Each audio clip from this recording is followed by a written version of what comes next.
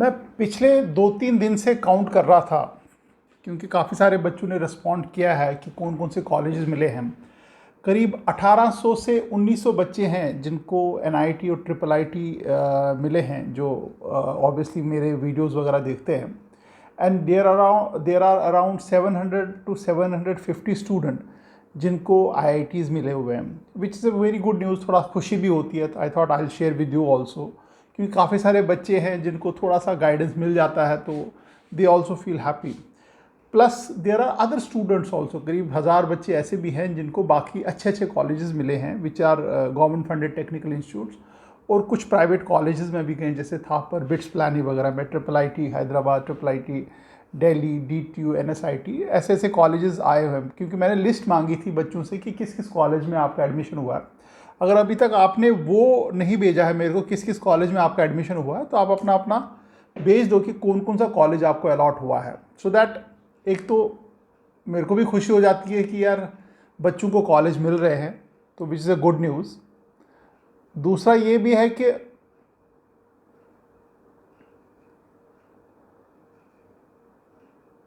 एक आइडिया रहता है कि बच्चों का लेवल क्या है और कैसी चल रही है, कट ऑफ वगैरह कैसा चल रहा है, वो आइडिया भी रहता है। So this is how we normally do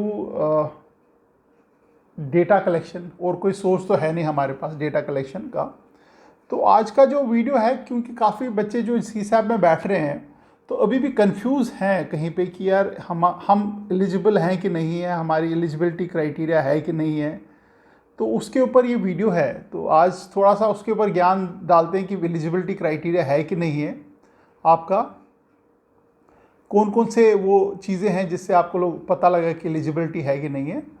और दूसरा ये है कि उसके बाद हम लोग थोड़े बहुत क्वेश्चन आंसर ले लेंगे। बट रिमेंबर, आप अपने कॉलेज को ज़रूर भेजना कि कौन कौन सा कॉलेज आपका अलॉट हुआ है। एक मिनट, नेट की प्रॉब्लम दिख रही है मेरे को, नेट में देख लूँ क्या हो गया।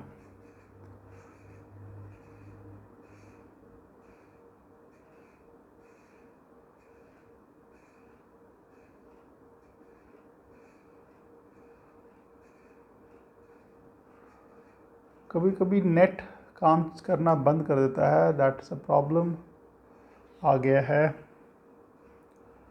सो घबराने की, टेंशन की बात नहीं है, आप मोस्ट प्रॉबेबली एलिजिबल होंगे। मैं जिसकी 7-8 कंडीशंस हैं एलिजिबिलिटी की, मैं आपको थोड़ा सा जो इनका इन्फॉर्मेशन ब्रोशर है उसमें बड़ा क्लियरली मेंशन किया हुआ है, तो एक एक करके उसको पकड़ते हैं, थोड़ा एक्सप्लेन भी करते हैं, और उससे ये पता लगेगा कि आप एलिजिबल हैं कि नहीं है। ऐसा ना हो कि आपका एलिजिबिलिटी कुछ और हो और आप कुछ और समझ के इसको भरना शुरू करें, क्योंकि अभी टाइम है। You can do whatever you want to do, थोड़ा सा टाइम है। जो इनकी जो टोटल टाइप्स हैं वो 9 टाइप्स ऑफ एलिजिबिलिटी, मतलब कैटेगरी ऑफ स्टूडेंट्स हैं जो एलिजिबल है।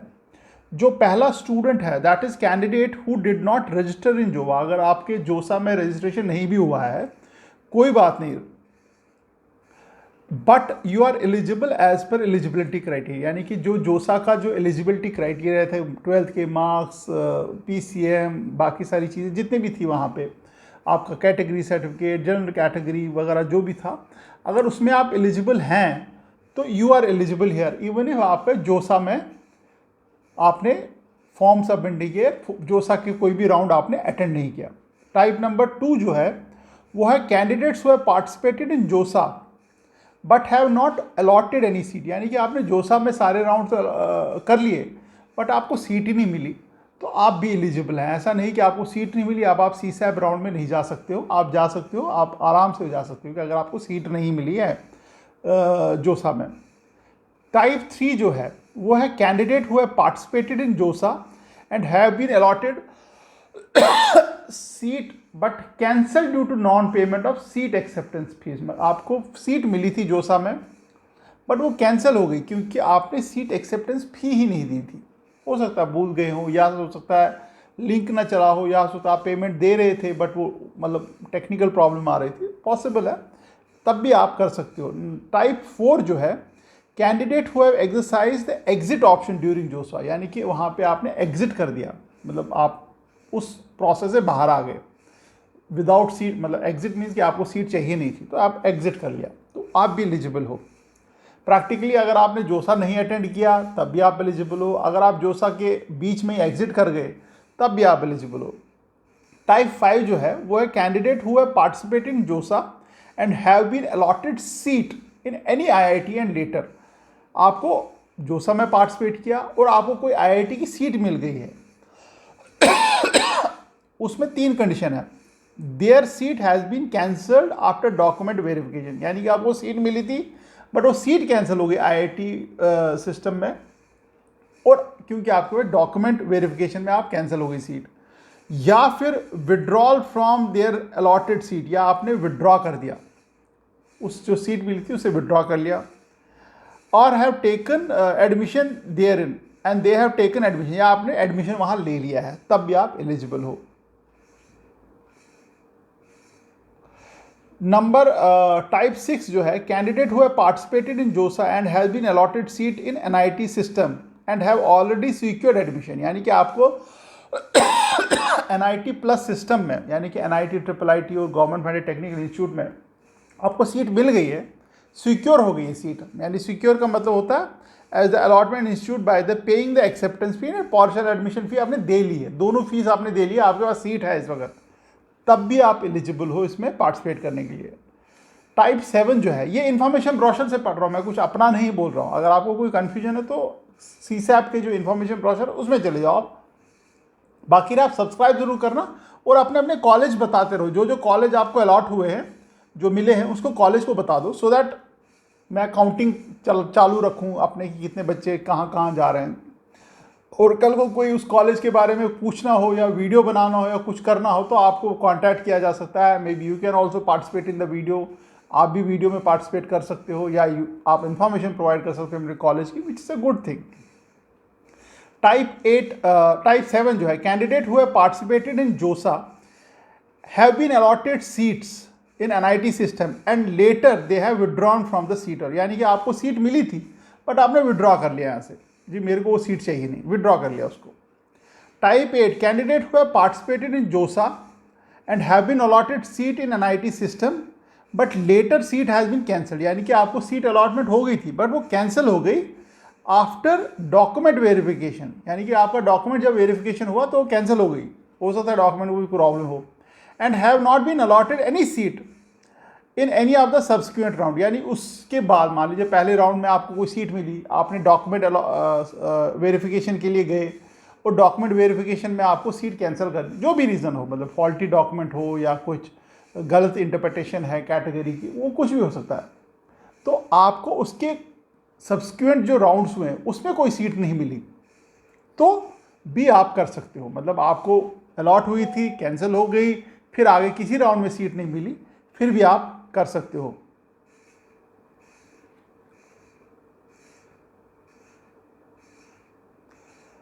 And have not been allotted subsequent round and with their updated credential, यानी कि आपने जो डॉक्यूमेंट जिसके कारण हुआ था उसको आपने ठीक कर दिया, अपडेटेड क्रेडेंशियल अगर आपके हैं तो ठीक है। फिर एक और 9th है, टाइप 9 है candidate who have participated in JoSAA 2023 have been allotted seat in NIT plus systems have paid seat acceptance fee and successfully completed document verification but seat have been cancelled due to non payment of partial admission fee, यानी कि आपने seat allot हुई, आपने seat acceptance फी दे दी, आपका document verification भी पूरा हो गया,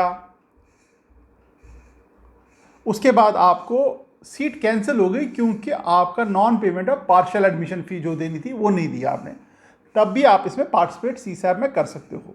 तो ये थे 9 टाइप ऑफ जो स्टूडेंट हैं वो इसमें पार्टिसिपेट कर सकते हैं। इसमें एक नोट भी है जो मैं थोड़ा पढ़ के आपको सुना देता हूँ, थोड़ा समझा भी देता हूँ सो दैट आप कहीं पे गड़बड़ ना कर जाओ। Type C candidate will be participating in CSAB counselling. Type 6 कौन सा है? टाइप 6 होता है candidate who have participated JoSAA have been allotted seat in IIT system already secured admission allotted seat and जिसको सीट मिल गई है, मतलब जिसको सीट मिली पड़ी है, उसके बारे में लिखा है। Type 6 candidate will be participate जो CSAB special round while retaining their seat for which they have already secure, यानी कि अगर उनको कोई सीट मिली है वो उन्हीं की सीट रहेगी, तब तक वो सीट रहेगी जब तक सीसैप में आपको नई सीट अलॉट नहीं होगी। जिस टाइम वो नई सीट अलॉट होगी पुरानी सीट आपकी कैंसिल हो जाएगी, लिखा हुआ है। while retaining their seat for which they have already secured admission after JOSA round 1. In case a new seat is allotted in CSAP special round, then the retained seat will automatically get cancelled. यानी कि आपको seat है वो automatically चली जाएगी. ये थे कुछ ना कुछ एलिजिबिलिटी क्राइटेरियाज. मोस्ट प्रॉबली हर कोई बच्चा जो है जो जोसा में था, मतलब 99% जो बच्चे हैं जो जोसा में पार्टिसिपेट किया या नहीं भी पार्टिसिपेट किया, बट दे आर एलिजिबल, मतलब उनकी एलिजिबिलिटी है, मार्क्स हैं, 12th है, सर्टिफिकेट है, सब कुछ है, they can participate in this round, CSAP round में.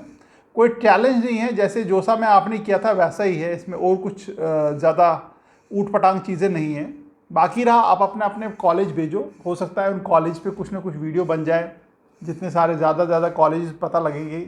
आपको सिर्फ अपना अपना नाम और अपना कॉलेज भेजना, दैट्स इट, और कोई ज़्यादा लंबा नहीं है. उससे फ़ायदा ये है कि एक डेटाबेस बन जाएगा, पता लगेगा कि हमारे बच्चे कहाँ कहाँ प्लेस हुए हैं, कहाँ कहाँ उनको एडमिशन मिले हैं. और दूसरा फ़ायदा ये है, कल को कोई वीडियो वगैरह बनाना है या कुछ उस कॉलेज के बारे में कुछ चर्चा करनी है तो may be you will be invited, आपको इन्वाइट किया जाएगा. या फिर हो सकता है कि आपसे कुछ इन्फॉर्मेशन मांगी जाए which can be use as a, जैसे कॉलेज रिव्यू वीडियोज़ बनाता हूँ मैं, तो उसमें कहीं ना कहीं यूज़ होगा. हो सकता है कुछ और टॉपिक भी हों आपके मन में जिसके ऊपर वीडियोस बनाने के लिए आप मतलब you have in your mind, तो यू सिंपली राइट डाउन कि किस टॉपिक पे आपको वीडियो चाहिए. That would be also useful, क्योंकि जितना ज़्यादा टॉपिक्स मेरे पास रहेंगे तो उसके ऊपर अकॉर्डिंगली रिसर्च होता रहता है. और रिसर्च से क्या होता है कि एक अच्छा टॉपिक या अच्छा वीडियो बन के आ जाता है. ऐसा नहीं होना चाहिए कि मैं अपनी मर्ज़ी से वीडियो बना रहा हूँ बट आपको वो चाहिए नहीं, वो चीज़ ही नहीं चाहिए, तो उसका फ़ायदा कुछ नहीं है. तो it is all the videos और फॉर यू गाइज ओनली. जो भी आपको टॉपिक चाहिए होगा उसके ऊपर वीडियो, जैसे अभी कॉलेज एडमिशन है, कॉलेज शॉपिंग है, फिर फर्स्ट डे इन कॉलेज है, फर्स्ट सेमेस्टर इन कॉलेज है, इंटर्नशिप्स हैं, प्लेसमेंट्स हैं, इंटरव्यूज़ हैं, कैंपस हायरिंग है, कैंपस रिक्रूटमेंट है, जॉब अपॉर्चुनिटीज़ क्या क्या हैं, IT कंपनी में कैसे, सॉफ्टवेयर कंपनी में कैसे अप्लाई किए, वो सारी चीज़ें वीडियोस आती रहती हैं, पीछे भी आई हुई, आगे भी आती रहेंगी. तो इसलिए चैनल को सब्सक्राइब्ड रहना. और आगे भी जैसे मान लीजिए कॉलेज एडमिशन हो गया, उसके बाद आपको अनसब्सक्राइब करने की ज़रूरत नहीं है. कंटिन्यूस बेसिस पे आपके वीडियोस आते रहेंगे. इंटर्नशिप, सोसाइटीज़ कौन सी करें, क्लब्स में कहाँ कहाँ ज्वाइन करें, किन किन कंपनीज़ में कैसे कैसे आगे बढ़े, एवरीथिंग वुड बी कवर्ड. चलो, all the best, thank you very much, bye bye.